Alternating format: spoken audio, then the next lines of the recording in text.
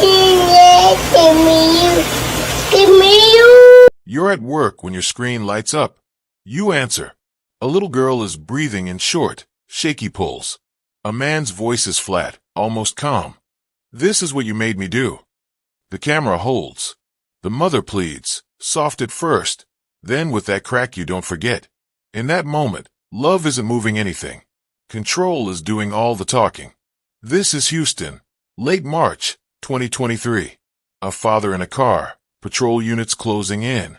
A child who should be buckled in and nowhere near danger.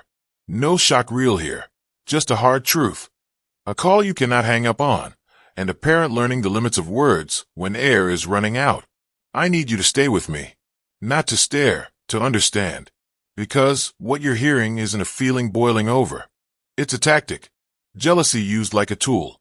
And the choices that follow make sense once you see that clearly. He didn't lose control. He used it. He showed up at her job to corner her. He hit her to send a message.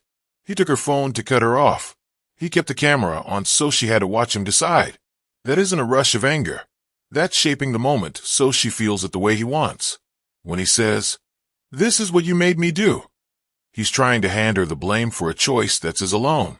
Across Houston, sirens close in. A field near a church becomes the stop.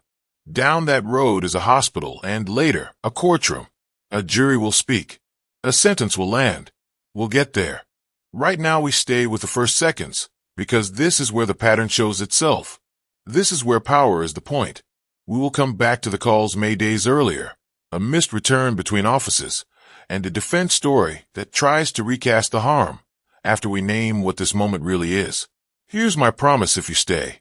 We'll follow how control dressed itself up as care, how a process missed a step when a call should have been returned, and why that one sentence on the call matches the method chosen. More importantly, I'll give you steps you can use if anyone grabs your phone, corners you at work, or forces contact through a screen. This isn't shock for shock's sake. It's a plan you can keep. If your heart agrees that no child deserves this, right? Zevaya didn't deserve to die. Put her name there so the algorithm can't ignore it, and so we don't either. After you comment, hit subscribe so prevention isn't drowned out by empty shock. If you won't subscribe after hearing a mother beg on a live call, say why, one sentence. We'll hold that standard up to the next case. He said one sentence that night that reveals motive and a blind spot we ignore. We'll decode it when it hurts most. It starts quiet. Late March, 2023. He picks up his 2-year-old from daycare, something that looks ordinary on paper but isn't. Not after a breakup and days of tension. The routine becomes a setup. Instead of taking her home, he drives to her mother's workplace. Not a private doorstep. A public floor where she can't slip away without risking her job. He closes distance fast. Words first, then blows to her face. That isn't a loss of temper. It's a message in front of witnesses. He grabs her phone. That single move matters more than most people realize. Cut the phone, cut the oxygen, no calls, no location, no proof in her hand. Isolation in one swipe. He leaves with the child and her device. Control now sits in his pocket and on his lap. From here on, nothing random happens. Every choice turns the screws. Where he goes, what she sees, how he makes her feel the moment he wants her to feel. He heads straight into her world through a screen. FaceTime becomes the stage. He forces contact, not to talk, but to make her watch. The little girl isn't in a car seat. She's on his lap while he drives. That's not carelessness. That's chaos on purpose. Every swerve throws her. Every brake jolts her.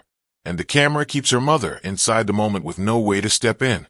Sirens build behind him across Houston. Dispatch traffic rises. He isn't hiding. He wants an audience, her the officers, anyone who will carry the message back to her life. He speaks in claims and blame, flat and certain. She pleads. You can hear the difference in their breathing. Control has a sound, and so does fear. The phone he took is still the key.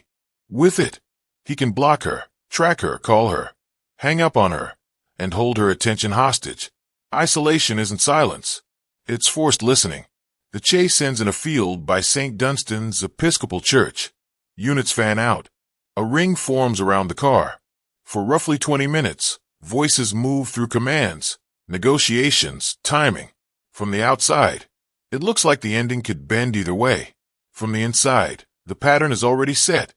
He keeps the camera in play, keeps her watching, keeps the child unsecured, and keeps control centered on his decisions. Medics stand ready because everyone understands what minutes mean. Strangulation steals time first, evidence later. Screenshots from that call will matter in court, but right now they just lock a mother in place as a witness to harm she can't stop. He holds the lens like a lever and repeats the line that shifts blame onto her boundary.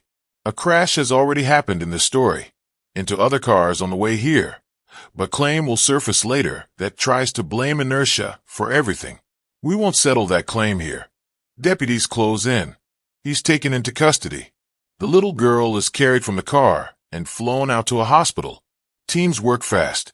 Later, a courtroom will hear what happened in plain terms. Blows, choking, and a camera that showed enough to strip away doubt. A jury speaks. A sentence locks in for life. But this day isn't about panic. It's about control carried out in public, aimed at one person, using a child as the message. Pause here. Inside that 20-minute ring, it felt like the ending could still bend, but the script was drafted days earlier. The proof sits in the calls the system answered, and the callback it didn't make. That's where we go next. Before we move, tell me in the comments which act of isolation hit you hardest, attacking her at work, taking her phone, or forcing contact through a camera, and say how it changes what you'll do in real life. If those countermoves matter to you, subscribe so you're not learning them in crisis. If you're passing, name one concrete move you'd make if your phone was taken or a call was forced. 5 days before the field and the sirens, there was a call. Mid-March 2023. A report of a terroristic threat on March 15th. For days after that, another call. Telephone harassment on March 19th. 2 entries, close together, both naming the same tension after a breakup. For a lot of families, these are the moments that decide what happens next. Quiet notes that either trigger action or get filed away. She says she warned them. Says there were messages where he threatened to harm their little girl. Says she told officers she was scared it would land on the child. That's not jealousy gossip. That's an escalation flag. When children get pulled into threats, risk doesn't just rise, it jumps a tier. That should change how every step is handled from that point on. What did the system do? A deputy consulted the district attorney's office. A decision was needed. Charge now, investigate more, or stand down. On paper, that choice looks tidy. In reality, it lives or dies on follow-through. Here's where the lines start to blur. The sheriff's office says the deputy reached out to prosecutors and was told there wasn't enough to file a charge at that moment. And also breaking, a police chase ends with a child injured, and now we've learned that 2-year-old has died. It all began when deputies got a call about a family disturbance. The chase started on West FM 1960 before eventually stopping a few miles away on Stubner Airline Road at Fernglade Drive. Anieli Ruiz joins us from that location with exactly what happened. Anieli.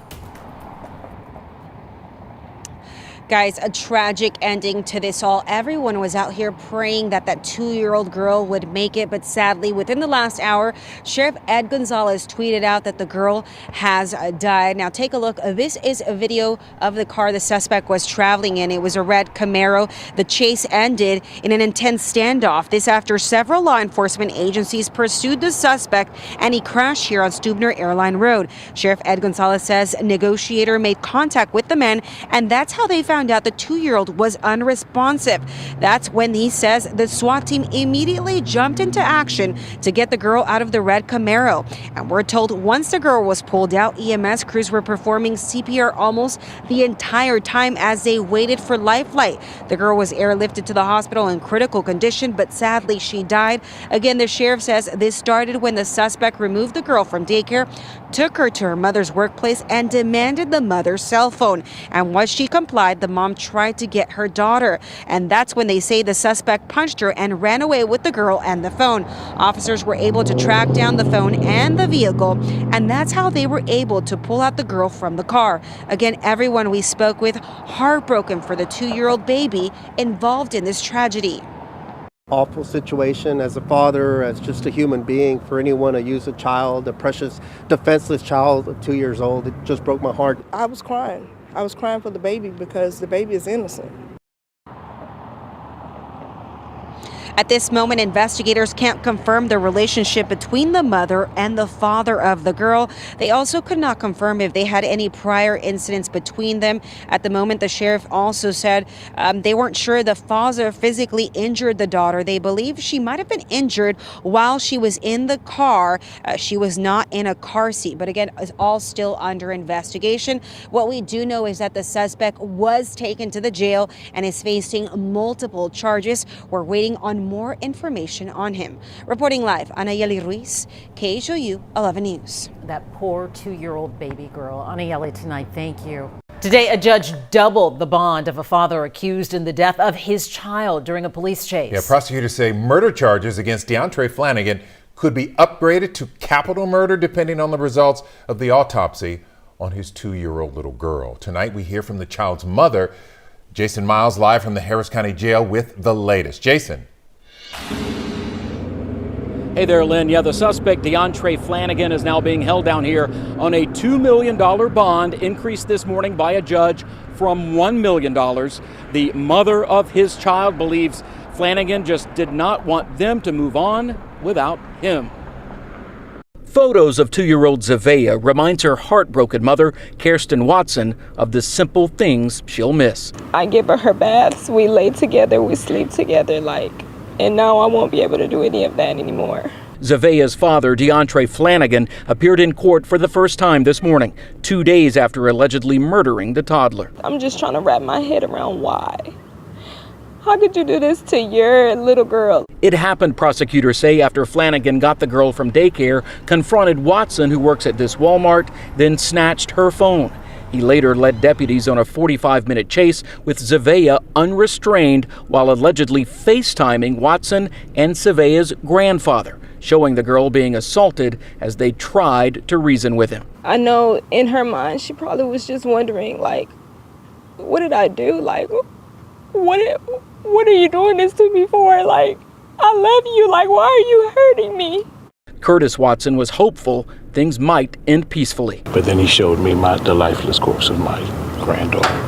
I wouldn't wish that on anyone, and to have to go through that type of anguish and pain. A tactical team eventually arrested Flanagan after a standoff, and prosecutors say charges may be upgraded to capital murder once his daughter's autopsy is complete.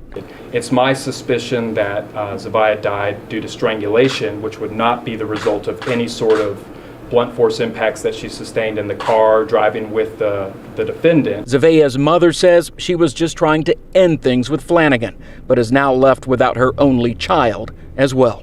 All I was trying to do was provide for my daughter and move on, and I guess he just didn't want that. Didn't want that for us. And prosecutors say Flanagan's criminal history includes attacking his own brother, who has special needs. Flanagan's public defender did not comment following today's hearing. Meanwhile, the sheriff's office says it did respond to a call last week regarding allegations that Flanagan was making terroristic threats. However, there was insufficient evidence to file criminal charges at the time. Reporting live from the Harris County Jail, Jason Miles, KHOU 11 News. And we know from domestic cases when partners try and leave is when the risk is highest. Jason, thank you. Insufficient evidence isn't a verdict, it's a threshold. The district attorney's office, for its part, later shared a note that more investigation was needed. That sounds small, but it's a fork in the road. Not enough yet should trigger do more now. Not do nothing. Meanwhile, a welfare check tried to locate him and came up empty. No arrest, no direct contact, no immediate tightening of conditions around the child. In a case where threats allegedly name a toddler, that gap matters. High-risk practice says you tighten the net, document the messages, escalate to a detective unit, flag the case for rapid review, and lock in a callback within 24 hours. One office said more. Another record reads as not now. Between those two ideas lives the space where risk grows teeth. Now add history. This wasn't a blank slate. Court records show prior trouble, evading arrest in 2017, Assault causing bodily injury to a family member in 2018. Also in 2018, criminal mischief for driving a car into a home. Probation that was still active in 2023. That's a pattern. Boundary breaking, violence in close relationships, and using a vehicle as a weapon. When you layer a breakup on top of that, risk doesn't inch up, it accelerates. This is the prevention math most people never see. One threatening message can be noise. A threat that names a child, plus fresh harassment, plus a known record for violence. That's signal. The question is whether the system had a dashboard that lit up red, or a binder that stayed the same color no matter what got added. Reporters later asked about the March 19th call and why prosecutors weren't looped. The answer never came back. Silence isn't neutral here. It's another missed stitch in a net already straining. She asked them, "Are y'all going to wait until something happens to her?" 5 days later, we knew. This isn't about one name on a form. It's about a loop that should have closed, calls taken, notes made, no return that changed the risk. When a child is named, not enough yet should flip to move now. Small misses stacked until nothing was left to catch. Say it with me in plain words. If you believe a warning should have been enough, write in the comments. They should have called back. Put it your way if you need to, but say it out loud, so it's not easy to ignore. If you want families to hear concrete steps before they're told, not enough yet. Subscribe now so prevention isn't the quietest voice in this space. She asked the question. We can answer it with action, or with silence. After a breakup, danger doesn't fade, it spikes. The control loop is broken, access is limited, and someone who needs to dominate will try to reestablish power fast. That's why experts flag the weeks after separation as the hottest zone. What we heard on that call wasn't heartbreak, it was strategy. He wanted the outcome and the audience. He wanted her to see him decide. FaceTime wasn't conversation. It was a stage. Keeping the camera open forced her to participate as a witness, kept her attention locked, and turned a private threat into a public performance aimed at one person. When he said, "This is what you made me do," he wasn't explaining anything. He was stealing authorship, trying to pin his chosen act onto her boundary, so he could still feel in charge. That line matters because it predicts behavior. If he can rewrite the story in real time, he can justify a method that sends the clearest message. I control what you love, and I control what you see. Strangulation isn't random. In intimate abuse, it's a red flag that shouts lethal risk. It's fast, it's quiet, and it sends a message without words. I decide whether you breathe. Survivors who've been strangled by a partner face far higher odds of being killed later. Even one incident changes the math. In this case, the choice of method wasn't just harm. It was communication designed to break the other parent from the inside out. There's another layer, punitive fatherhood. When someone uses a child to punish the other parent, the child isn't collateral. The child becomes the instrument. That is the hardest truth in this story, and it explains the camera. Forcing the mother to watch wasn't a slip, it was the point. He didn't just want control over the child. He wanted control over her experience of the child's pain. That's why the screen stayed open. That's why the sentence was delivered. Method and message matched, power performed, love targeted, blame reassigned. You'll hear a counterstory, that the injuries came from the chase, from a child tossed by speed and hard stops. But look at the signatures. Screenshots from the call show marks consistent with hands, not just momentum. The mother's account references squeezing at the neck while she begged. Charging documents cite blows with and against a blunt surface plus choking. Those are choices, not physics. A seatbelt wasn't forgotten. A car seat wasn't missed. Non-use fed chaos and fear, and kept the camera full of motion for maximum impact. Mechanism tells truth when words try to bend it. Inertia doesn't explain focused pressure to the neck. It doesn't explain statements on the call. It doesn't explain why a toddler was on a lap, in view, while performance and punishment were underway. The defense theory tries to move attention from intent to accident. The evidence pulls it back. Control wrote this scene. The body carries the handwriting. So hear the sentence again. This is what you made me do.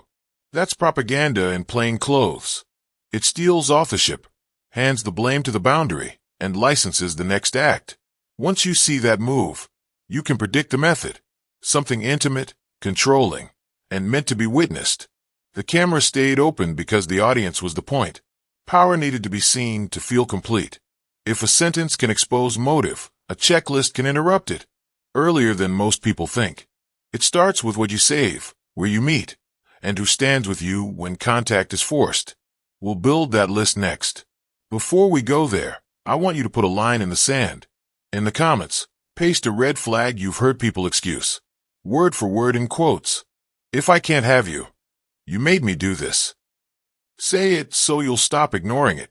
If you want more of these red flags named and defused, subscribe now. Let's move from fear to a plan you can use tonight.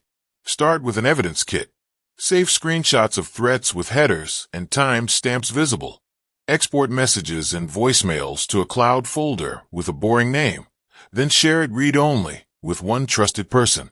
Print the 5 strongest examples and keep them in a plain envelope. Write a simple timeline on paper. Dates, times, what was said, who was there. Why paper? Because phones get taken, wiped, or broken. Why a shared folder? Because proof matters more when someone else can pull it fast. This isn't drama, it's documentation that turns not enough yet into move now.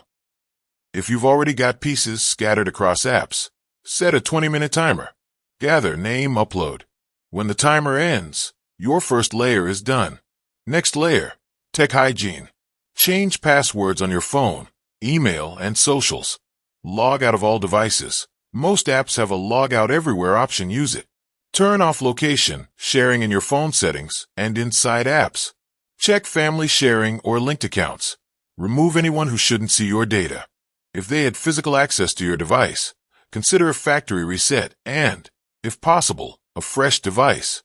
Audit hidden trackers, shared albums, calendar invites, Bluetooth devices, car infotainment systems that auto-sync contacts and locations. Disable what you don't need. Set up 2-factor authentication to an email they can't reach. This isn't paranoia, it's closing open doors. The goal is simple. They can't see you, follow you, or erase what you saved. Privacy is a safety tool, not a luxury. Now protect the handoffs around your child. Move exchanges to public, monitored spaces. Many police stations have lobby areas designed for this. Do not go alone. Bring a calm witness whose only job is to observe and record if needed. Tell them ahead of time what to film and when to stop. Alert daycare in writing. Ask for a do not release, note naming the person barred, and give a list of approved pickups with photo IDs attached. Add a pickup pass phrase that staff must verify before release. Keep it simple and changeable. Share copies of any protective orders with the front desk. These steps aren't about making a scene. They're about removing chances for pressure, surprise, and access. Public, predictable, documented. That's how you make a volatile moment smaller. Put law on paper early. Ask about a protective order that names the child and covers electronic harassment and third-party contact. If danger feels close, ask your attorney or advocate about emergency ex parte options. Each time a boundary is crossed, report it and get a case number. Write that number next to the incident in your timeline. Shift all communication to written channels, ideally a monitored co-parenting app. Keep messages short and purely logistical. Dates, times, locations. No debates, no emotion, no bait. If a call is forced, hang up and reply in writing.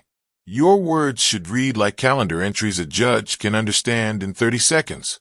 Paper, numbers, and neutral language don't feel brave. They are. They turn chaos into a record that compels action. Set your logistics. Create a family code word that means call 911 now and share my location. Mount a dash cam facing in and out. Pack a small go bag. Copies of IDs, a little cash, a spare phone with a clean account, a charger, and a printed contact sheet. Tell 2 trusted people where the bag lives. When you speak to responders, ask for a lethality assessment by name. Request a domestic violence detective referral and child welfare coordination if a child is mentioned in threats. Write down every name, badge, and time. Those details move files faster. There's one more reckoning ahead. How we tell stories like this without feeding the machine. A hallway moment in shackles will show you how control tries to perform, even when it's chained. Choose one step you'll finish today and timestamp it in the comments. If tools beat tears for you, subscribe so this reaches the next family in time. Let's talk about responsibility. When a child is named in a threat, the answer can't be maybe later. Departments need a same-day supervisory review on those calls, a documented loop with the prosecutor, and a hard rule for a 24-hour follow-up if the person isn't found. Survivors need a simple portal to upload screenshots and voicemail straight into the case. No hunting emails, no waiting on hold. If a child is mentioned, child welfare should be notified automatically, not if time allows. These aren't slogans. They're switches you flip with policy. Supervisors sign off. Detectives call back. Portals collect proof. Clocks get written down. When the system moves fast on paper, it moves fast in real life. That's how warnings become action instead of memorials. Now the hallway. During a court break, he lunges toward a news camera, wrists free, ankles chained. That moment matters because it shows the reflex. Grab the lens, take the frame. Try to own how others see you. Control doesn't vanish when cuffs click. It looks for whatever stage is left. If the pattern felt abstract before, you can see it here with the volume down. Performance, audience, message. So what do we do with attention? Turn it into protection. Prosecutors can fast-track files when children are named. Courts can recognize coercive control patterns and orders. And agencies can require second-look reviews on high-risk calls. Attention without tools is spectacle. Attention with tools is a safeguard. That difference is the reason to tell this story at all. Creators like me owe you rules. Retention has to deliver something you can use in real life. A 1-minute safety plan in every episode, no romanticizing jealousy, and clear steps for reporting and documenting. If we raise the stakes, we raise the steps. Lower thirds with crisis resources, concrete checklists, and no theatrics that teach the wrong lesson. Communities have a role too. Be the steady witness at exchanges. Offer your lobby or front porch as a neutral handoff space. Help friends save evidence the right way. Headers, timestamps, backups. Share the plan, not rumors. Each practical act lowers the pressure at the edges where decisions get made. That's how neighbors matter more than views. That's how attention turns into a safety net. We've mapped the chase, the calls, the courtroom. This was never just a file. It's a name you either carry or drop the next time a phone lights up and someone says they're scared. If you want to shape what creators like me do, write one enforceable rule in the comments we must follow. Clean and direct. For example, include a 60-second safety plan every episode, or never glamorize jealousy. We'll pin the strongest and follow it on camera. If you want Prevention First episodes to outrank or reels, subscribe and push the algorithm on purpose. If you believe edges matter more than safety, say how many views justify risking a family. Put your number on it. Her mother said her smile could light up anyone's darkest days. Her grandfather added, you cannot kill her spirit, her memory, or her name. Hold those lines for a moment. Say them out loud if you can. Because names are more than what we mourn with. They're what we act with. If this story ends with tears, it repeats. If it ends with tools, it teaches. So we carry her name not as a hashtag, but as a cue move. Most people point to the field, the units, the ring, the countdown as the last chance. It felt like the edge because sirens were loud and cameras were rolling. But the real fork wasn't there. It was 5 days earlier, in the calls on March 15th and March 19th, when escalation was speaking in plain language and the system blinked. That is the twist we keep missing. The last chance rarely looks like a standoff. It looks like a callback that never came. So here's what it means to carry her name. When Zevaya crosses your mind, it isn't just grief, it's a trigger. Save the messages with headers and time stamps. Ask for a lethality assessment by name. Move exchanges into a lobby where witnesses live. Put a passphrase on daycare pickup and change it after every breach. Write the timeline on paper. Share a read-only folder with someone who will answer at midnight. The name becomes the action. The action becomes the difference. There's another truth worth saying out loud. Jealousy wasn't a feeling here. It was a tactic. The camera wasn't a conversation, it was a stage. Strangulation wasn't confusion, it was control. When you know that, you stop waiting for perfect proof and start responding to patterns. You stop arguing with not enough yet, because you know what enough looks like when a child is named. That's how memory becomes a safeguard. We'll leave the courtroom and the headlines behind and stand with what we can carry forward. Her smile that lit up dark days. Her family's refusal to let her name be erased. Our choice to make her story a map, not a montage. The true last chance was 5 days earlier, and the only way to honor that is to catch the next fork when it still looks small. If you're with us, finish this line in the comments with something you can measure. For Zevaya, I will set a daycare passphrase this week. Move exchanges to a police lobby by Friday. Save threats to a read-only cloud tonight. Subscribe as a pledge that our name changes what you do, not just what you feel. If you won't pledge or subscribe, tell us why you should still be shown prevention content. Make your case. If it's strong, we'll pin it.